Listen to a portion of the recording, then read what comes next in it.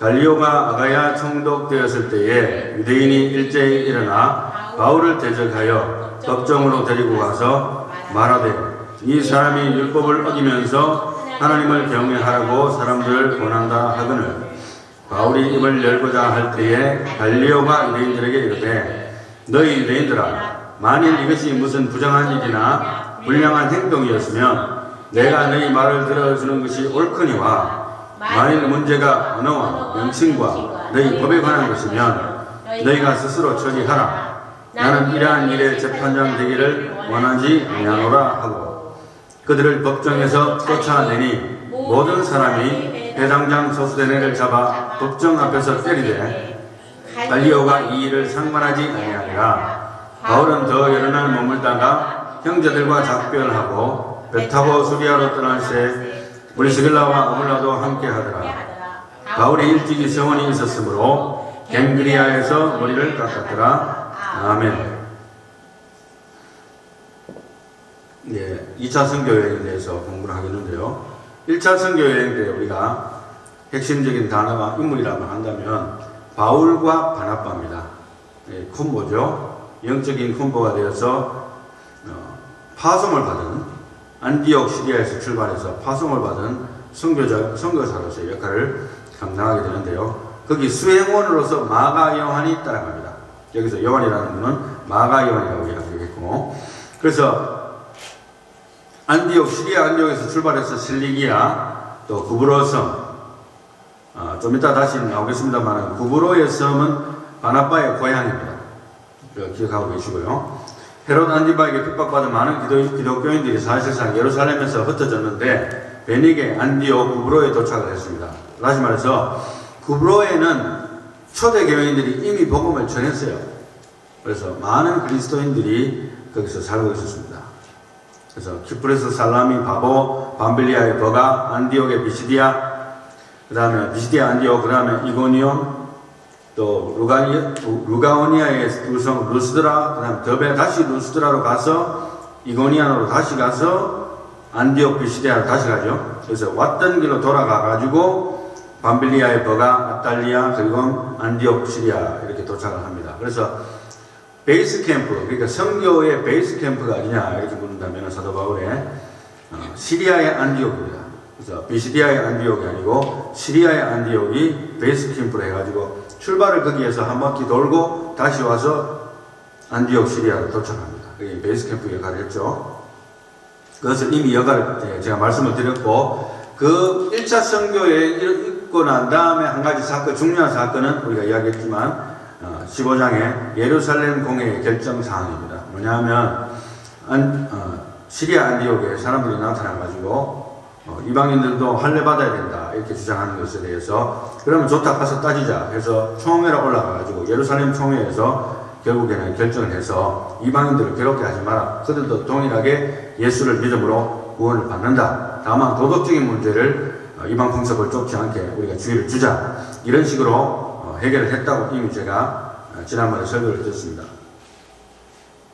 이제 1차 선교 여행이 끝나고 그런 예루살렘 총회의 그런 이방인에 대한 태도를 확실히 하는 그런 사건이 있어나고 난 다음에 이제 교리적인 논쟁이 일단락된 다음에 선교 여행이 2차죠. 2차 15장 후반부부터 2차 선교 여행에 대해서 시작이 됩니다. 36절에 며칠 후에 바울이 바나바들어 말하되 우리가 주의 말씀을 전한 각 성으로 다시 가서 형제들이 어떠한가 방문하자 하고 바나바는 마가라 하는 요한도 데리고 가고자 하나 바울은 밤빌리아에서 자기들을 떠나 함께 일하러 가지 아니한 자를 데리고 가는 것이 옳지 않다 하여 서로 심히 다투어 피차 갈랐으니 바나바는 마가를 데리고 배 타고 어디로 가고요? 구브로로 가고, 바나바 고향으로 간 거예요. 구브로로 가고,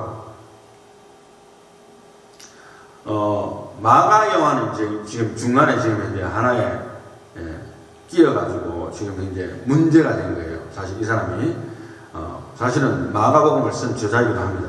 그런데 마가 요한은 왜 밤빌리아의 버가에 돌아갔을까? 지난번에 제가 하면서 그 의문에 대해서 이야기하지 않았습니다. 어차피 정확하게 이야기하기 힘들기 때문에 만약에 그냥 생각을 해본다면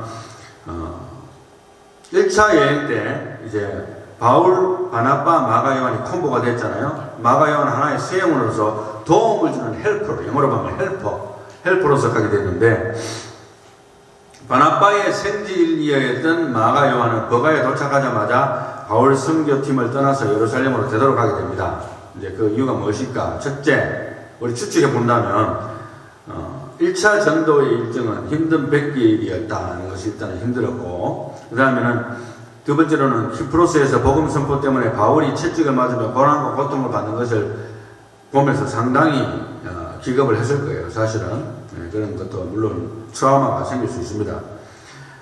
그걸 이제 고난은 계속되는 거죠. 그리고 이제 세 번째로는 버가에 도착한 이 마가의 눈에 보면은 해발 3,000m에 달하는 아나톨리아 산맥이 버티고 있습니다. 비시디아 안디옥으로 가려면 이걸 넘어가야 되는데, 같은 험산 이렇게 험한 산악이 앞에 배치하고 있으니까, 우리가 알기로는 마가는 비교적 유복한 집에서 태어나서 고생과 수고를 모르고 자랐을 가능성이 있다고 알려져 있기 때문에 아마도 기겁을 했던 것으로 생각이 되어질 수 있습니다. 그러나 이 모든 것은 추측일 뿐이에요. 우리가 성경에 일일이 설명을 하지 않기 때문에 그 정도로 우리가 짐작을 해버리는데, 중요한 것은 뭐냐면 마가 요한은 결국에는 중도 하차했어요. 1차 여행에서. 그래서 바울한테 지켜버렸어요. 쉽게 말하면 선배 바울한테 지켜버린 거예요. 어쨌든 바나바는 마가를 데리고 자기 고향으로 가고, 이제 사도 바울은 다른 사람을 택합니다. 누가 가냐면 바울과 신라죠.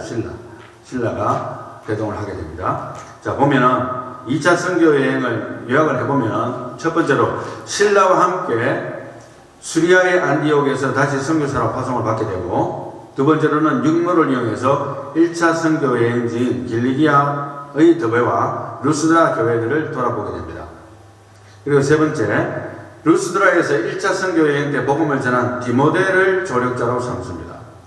이제 1차 때 복음을 전한 자 중에서 디모데가 그의 헬프가 되는 거예요. 그렇죠? 어디서? 루스드라에서. 쉽게 말하면은 1차 선교 여행 때는 바울과 바나바, 그리고 누구였습니까? 마가 요한이잖아요. 근데 마가 요한은 정말 하차했는데, 그렇다고 해서 뭐 예수님을 배반한 건 아니에요. 중단이 힘드니까 갔겠죠. 네, 그렇게 생각합니다.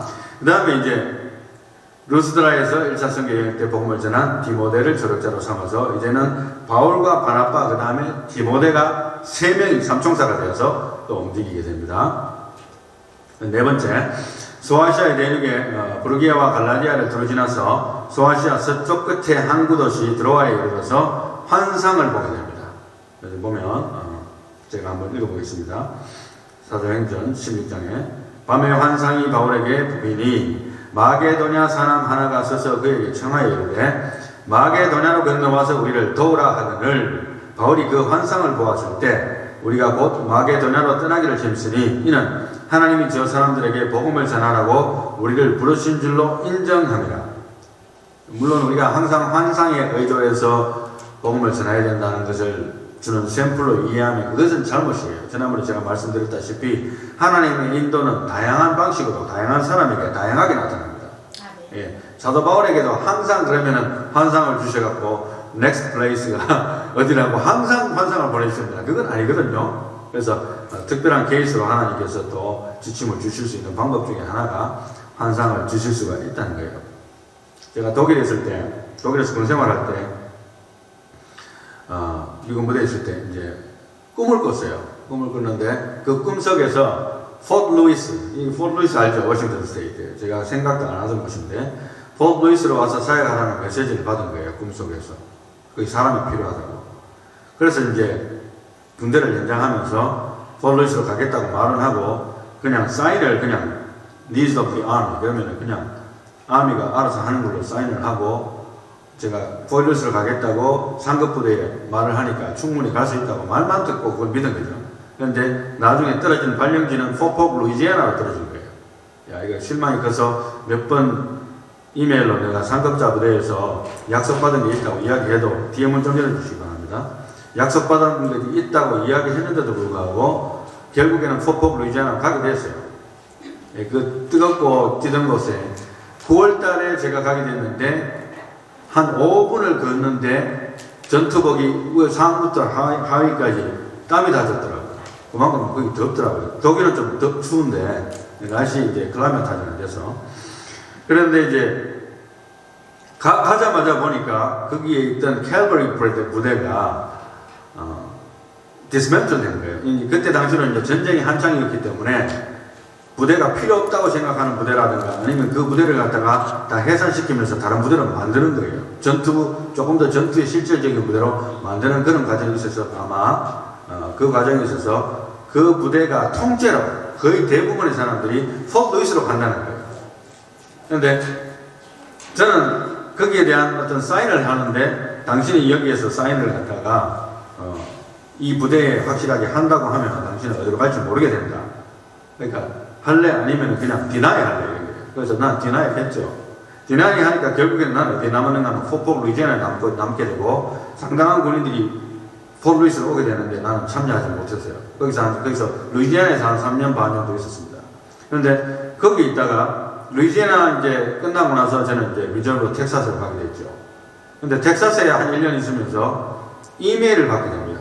이메일을 받게 됐는데 그 이메일에서 저는 리저브이기 때문에 현역이 아니잖아요. 이제는 군대 나와가지고 리저브 하고 있는데 근데 이 포트 루이스에 있는 체어플랜 어시스턴트 자리가 1년 풀타임 자리가 하나 있는데 애플리케이션 쓰고 싶은 사람 써라.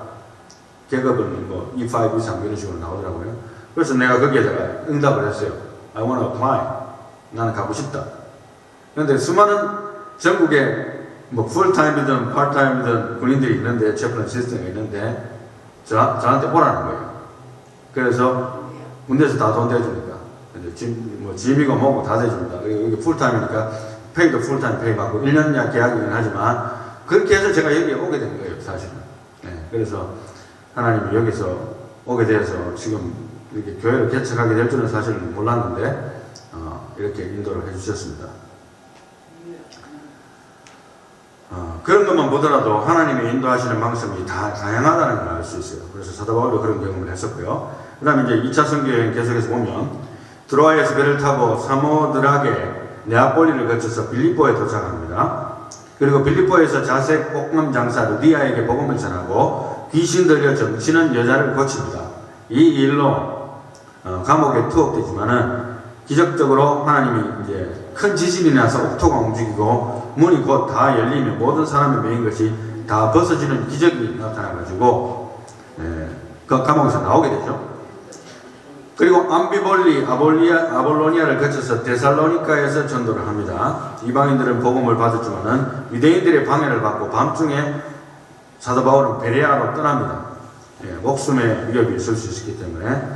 그리고 이제 베레아에서 성공적으로 복음을 전하고 그렇지만 데살로니카에서 도시락 싸들고 쫓아온 그 유대인들을 피해서 다시 실라와 디모데를 남겨둔 채 이번에는 사도 바울 혼자서 원래 이제 삼총사였잖아요. 바울과 실라, 디모데 이 세 사람이 지금 이제 2차 전도 여행의 핵심 멤버인데 남겨두고 이제 몸을 피하는 거예요. 아데너로 향합니다. 사도 바울 혼자서. 그리고 이제 아덴의 아레오바고 법정에서 철학자들과 변론하고 복음을 전하는 일이 나오고요. 고린도에서 또 신라, 디모데가 다시 합류하게 됩니다. 고린도에서 다시 만나게 되고 본도 출신 브리스겔라와 아굴라 부부의 도움을 받아서 고린도에서 장장 18개월 동안 재교하면서 전도를 합니다. 18장 1절에서 17절 오늘 본문 말씀에 나오는 그 배경이 고린도죠. 그런데 고린도에서 갱그리아를 거쳐서 에베소에 이르고 에베소 교회에서 성도들과 문안한 뒤에 배를 타고 가이사랴에 상륙하는 이야기가 본문 말씀 바로 뒷부분에 나오고요.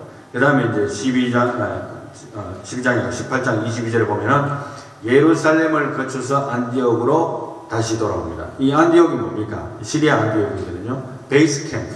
그러니까 안디옥에서 출발해서 안디옥으로 오는 게 1차.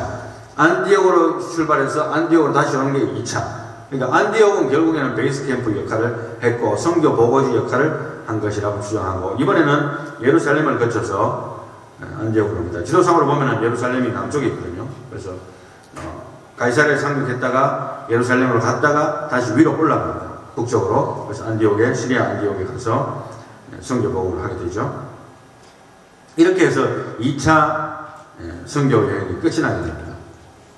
이제 고린도에서는 사실은 오늘 본문 말씀과 연관돼서 보면 고린도에서의 장기 사역을 잠시 본다면 18장 1절에 보면 그 후에 바울이 아덴을 떠나 고린도에 이르러 아굴라라 하는 본도에서 난 유대인 한 사람을 만나니 글라우디오가 모든 유대인을 명하여 로마에서 떠나라 하므로 그가 그 안에 브리스길라와 함께 이달리아로부터 새로 온지라. 바울이 그들에게 가매 생업이 같으므로 함께 살며 일을 하니 그 생업은 천막을 만드는 것이더라. 굉장히 그때 당시로는 사도 바울의 업이 같은 사람을 만나기가 쉽지는 않았을 것 같은데 업도 같고 같은 직종을 하기 때문에 비즈니스를 하면서 같이 살면서 일을 하면서 4절에 안식일마다 바울이 회당에서 강론하고 유대인과 헬라인을 권면하니라. 그 전통적인 거죠. 회당이 있으니까 거기에서 계속적으로 1년 6개월 동안 18개월 동안을 머물면서 복음을 전가한 것이 기록이 되어 있습니다. 그리고 5절에 실라와 디모데가 마게도냐부터 내려오매 바울이 하나님의 말씀에 붙잡혀 유대인들에게 예수는 그리스도라 밝히 증언하니. 아까 이야기했죠. 실라와 디모데하고 떨어졌다가 이제 다시 와서 고린도에서 만나게 된 겁니다. 그래서 장장 18개월 있었다는 것이 기록이 되어 있습니다. 그리고 이제 그들이 대적하여 6절에 18장 6절에 비방하거늘 바울이 옷을 털면서 이르되 너희 피가 너희 머리로 돌아갈 것이요. 유대인들이죠. 나는 깨끗하니라. 이후에는 이방인에게로 가리라 하고 거기서 옮겨 하나님을 경외하는 디도 유스도라 하는 사람의 집에 들어가니 그 집은 회당 옆이라. 또 회당장 그리스보가 온 지방과 더불어 주를 믿으며 수많은 고린도 사람도 듣고 믿어 세례를 받더라. 밤에 주께서 환상 가운데 바울에게 말씀하시되 두려워하지 말며 침묵하지 말고 말하라. 내가 너와 함께 있으며 어떤 사람도 너를 대적하여 해롭게 할 자가 없을 것이니 이는 이 성 중에 내 백성이 많음이라 하시더라. 하나님이 얼마나 사랑하셨으면 사실은 우리가 고린도 하면 떠오르는 이야기가 없습니까? 고린도전서 우서 저기 이야기할 때 고린도 하면 그 사람들은 성적으로 문란한 사람들이라고 일반 사람들에게 알려진 사람들이에요. 굉장히 문란한 생활을 하던 사람들인데 오히려 거기에 하나님의 은혜가 넘쳤던 것을 또 볼 수가 있습니다. 오랫동안 머물면서 복음을 전개했고요. 11절에 1년 6개월을 머물며 그들 가운데서 하나님의 말씀을 가르치니라. 그래서 갈리오가 아가야 총독되었을 때 본문이죠. 유대인이 일제에 일어나 바울을 대적하여 법정으로 데려가서 말하되 이 사람이 율법을 어기면서 하나님을 경외하라고 사람들을 권한다 하거늘 바울이 입을 열고자 할 때에 갈리오가 유대인들에게 이르되 너희 유대인들아 만일 이것이 무슨 부정한 일이나 불량한 행동이었으면 내가 너희 말을 들어주는 것이 옳거니와 만일 문제가 언어와 명칭과 너희 법에 관한 것이면 너희가 스스로 처리하라. 나는 이러한 일에 재판장 되기를 원하지 아니하노라 하고 손을 털어버린 거예요. 게임 끝나버린 거예요. 다 물러가라는 거예요. 이런 거는 내가 관여할 문제가 아니라는 거죠. 깨끗하게 끝내줬습니다. 그러니까 이제 16절에 그들을 법정에서 쫓아내니 모든 사람이 회당장 소스데네를 잡아 법정 앞에서 때리되 갈리오가 이 일을 상관하지 아니하니라. 바울은 더 여러 날 머물다가 형제들과 작별하고 배 타고 수리아로 떠나갈새 브리스길라와 아굴라도 함께 하더라. 여기서 만난 브리스길라와 아굴라, 이분들은 생업도 같고 사도 바울과 같은 일을 하면서 비즈니스를 하면서 이동까지 같이 했는 것을 보게 돼요. 굉장히 큰 영적인 조력자가 됐던 것 같습니다. 바울이 일찍이 성원이 있었으므로 갱그리아에서 머리를 깎았더라.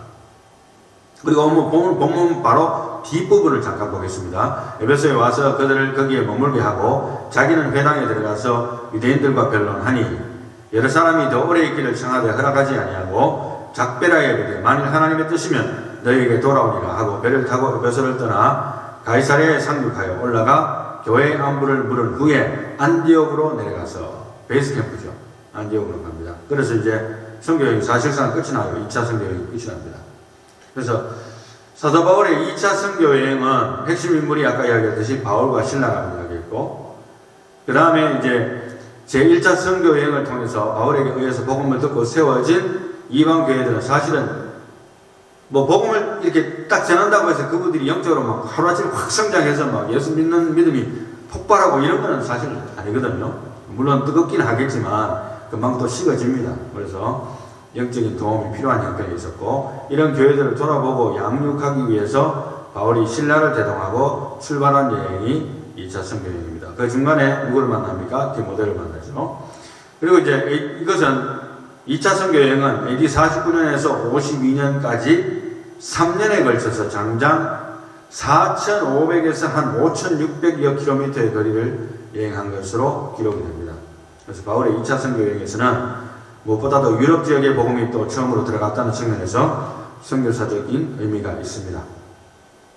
그래서 이제 정리를 해야 되는데요. 말씀을 정리해야 되는데 2차 선교여행을 보고 오늘 본문 말씀을 통해서 한 가지 결론을 내리고 싶은 것은 세상 법정과 무리들의 핍박에도 불구하고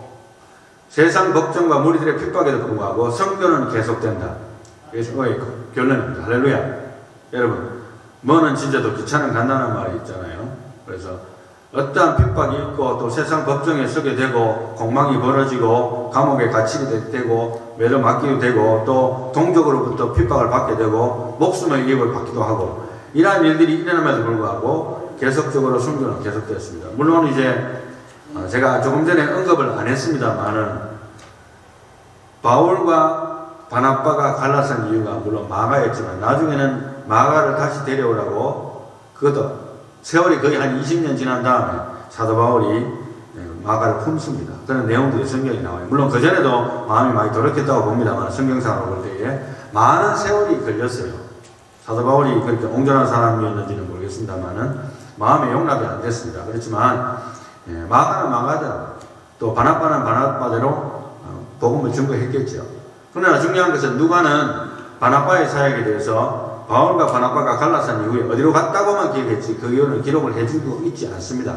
의도적으로 아마 기록하지 않았던 것 같아요. 왜냐하면 예루살렘 교회에서 공적으로 또 그 시리아 안디옥에서 공적으로 파송된 선교사적인 역할을 하는데 서로 다퉈서 일방적으로 간 것에 대해서 누가가 인정하고 싶지 않았던 것을 생각을 해볼 수는 있어요.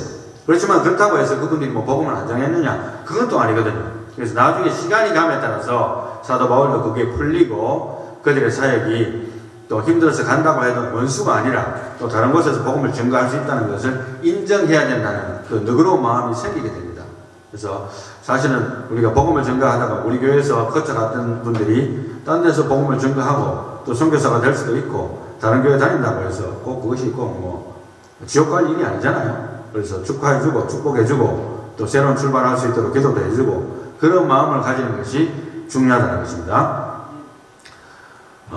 세상 법정과 무리들의 핍박에도 선교는 계속되는데요. 왜 선교가 중요한가 하는 것은 이태원 사태를 통해서도 한번 제가 생각을 해보는데요. 이태원 사태가 일어나고 나서 아마 송명훈 집사님이 그때 이태원 사태 있을 때 한국에 있었어요? 아니면 한국에 있었죠. 네.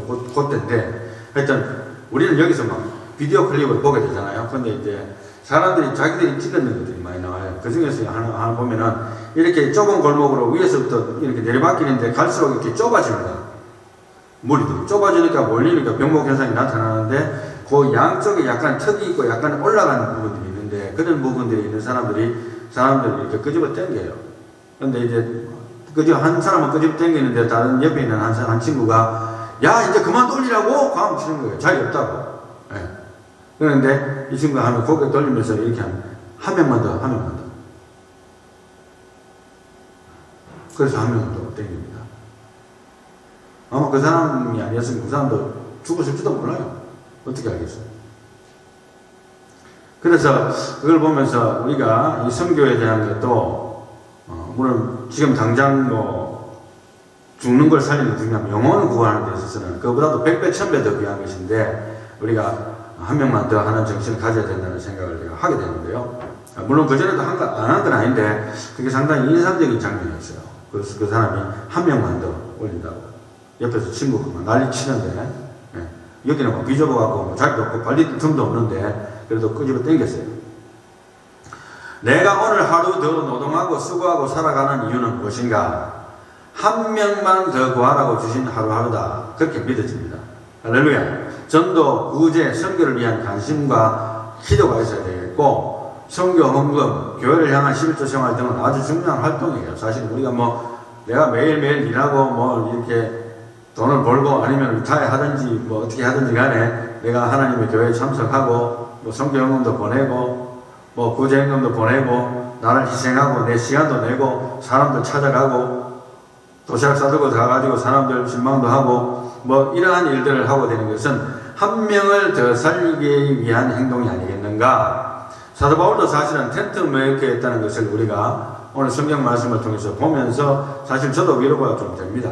왜냐하면은 목사님께서 일을 하시면서 언제 설교 준비하고 언제 기도하냐고 이런 말씀을 종종 하십니다. 힘들죠. 힘들긴 한데 나름대로 다 이유가 있습니다. 이유가 있고 하나님께서 내한테 주신 그릇이 그건데 뭐 어떡하겠어요. 사도 바울은 사도 바울대로 행동했고 베드로는 베드로대로 하였고 자기에게 주신 은사에 따라서 최선을 다하면 그것이 최선인 거예요. 목회자만이 그 선교의 짐을 진 것이 아니고 여러분도 함께 저희와 천국에서 상을 크게 받으리라 믿습니다. 그래서 자녀들에게 한 명이라도 더 구원한다는 것은 선교예요. 선교. 전도가 선교예요. 자녀들에게 여러분들 뭐 가르쳐 주십니까? 열심히 돈 벌고 열심히 공부해서 좋은 학교 가서 훌륭한 사람 되어가지고 뭐 결혼 잘하고 좋은 집 사고 잘 먹고 잘 살다가 주님 앞에 가면 된다. 그게 다입니까? 아니잖아요.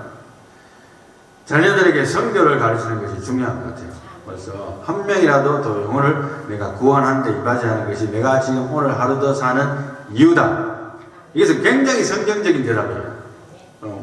엄마 아빠 내가 지금 하루 더 왜 살아? 삶의 의미를 모르겠다 하면 한 명이라도 더 건지기 위해서. 어떤 수어사이드는 자살이라는 말이죠. 수어사이드 레이시 가장 높은 어떤 지역에 누가 가서 보니까 거기는 이제 지역이 굉장히 허허벌판이고 얼음이 많고 산이 많고 사람도 없고 집들 좀 있고 거기 전체에 있는 타운의 인구가 10,000명이 안 되고 5,000명, 뭐 6,000명 그런 타운에 살고 있고 사방은 눈 덮이고 허허벌판이고 그것만 제가 한번 비디오 클립을 한번 본 적이 있는데 거기가 수어사이드 레이시 높다는 것인데 아무것도 없고 계속 일상적인 생활이 반복이 되니까 내가 왜 사나 이런 생각이 듭니다. 여러분 내가 왜 사는 것을 생각하기 전에 내가 하루 더 사는 이유는 한 명의 영혼을 더 구하기 위한 것이 나의 목적이라는 것을 분명히 알고 우리가 기도하고 살아가야 됩니다. 그래서 자녀들에게 선교를 가르치라고 말씀을 드리고 싶고요. 앞으로 이제 선교주의를 매월 1회 실시 예정인 이유는 선교주의는 어떻게 하는가 하면 이제 우리가 섬기는 선교사님들의 지역에 대해서 돌아가면서 그 지역에 대해서 기도하고 인포메이션이 있으면 나누고 그런 식으로 집중적으로 할 생각입니다. 이제 올해 12월 달부터 그렇게 할 생각이고요. 선교에 대해서 그렇게 하고 그 다음에 우리 교회도 지금 현재는 아니지만 10년, 20년 뒤에는 언젠가는 어떤 문제에 닥칠 수 있어요. 그게 뭐냐 하면 이제 건축을 해야 될 문제가 닥칠 수도 있습니다. 그래서 조금이나마 계속 꾸준하게 건축원금의 비전을 교회에서 세이브할 수 있도록 그렇게 준비를 할 예정입니다. 그러니까 어떤 목회자들처럼 건축원금 내시오 해갖고 뭐 1년에 뭐 얼마 작정하나 봐 이런 걸 해본 적도 없고 앞으로도 안 할 거예요. 앞으로도 안 할 거고 자발적인 정신으로 교회에 참여하는 사람들만 본인이 할 수 있도록 그렇게 할 생각입니다.